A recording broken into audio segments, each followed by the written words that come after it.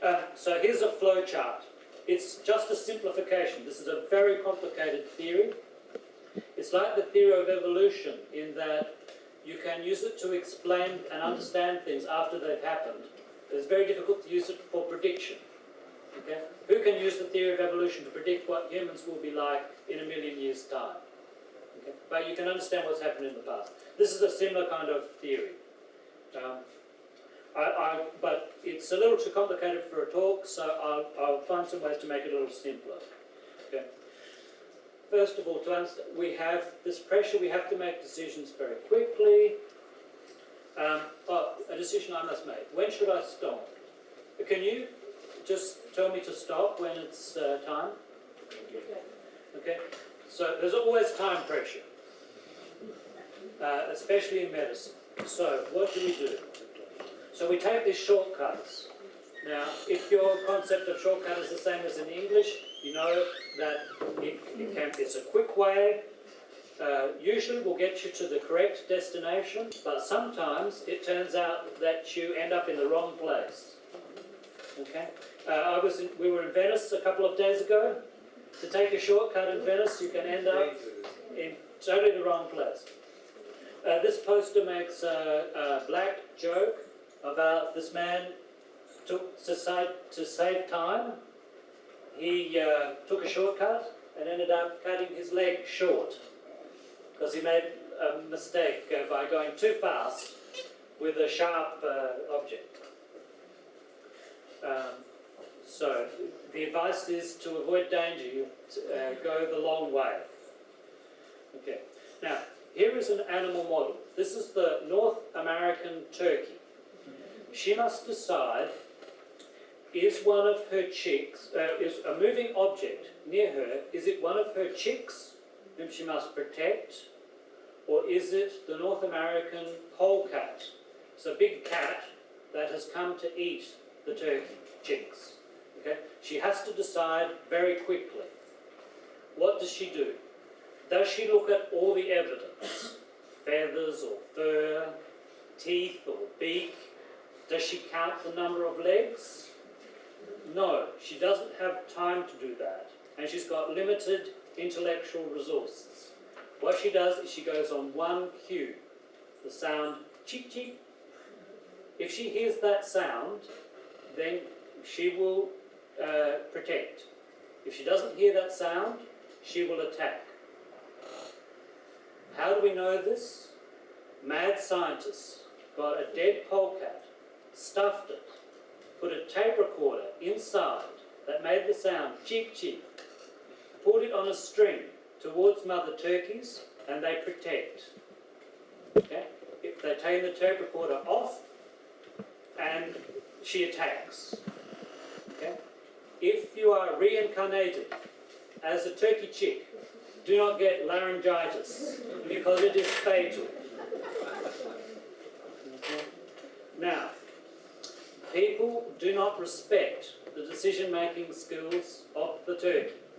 In English, to call someone a turkey is to say that they are bad at making decisions. But think about it. Turkeys have been around for 180 million years. Our species, only about 150,000. It's not clear if we're going to make it for another 200 years. Okay? So clearly, the mother turkey is using a technique that has worked very well most of the time for 180 million years.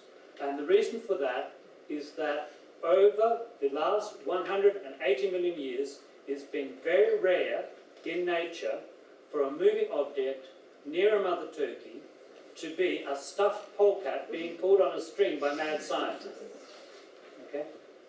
So, if you are in a safe environment where the shortcuts are based on an assumption.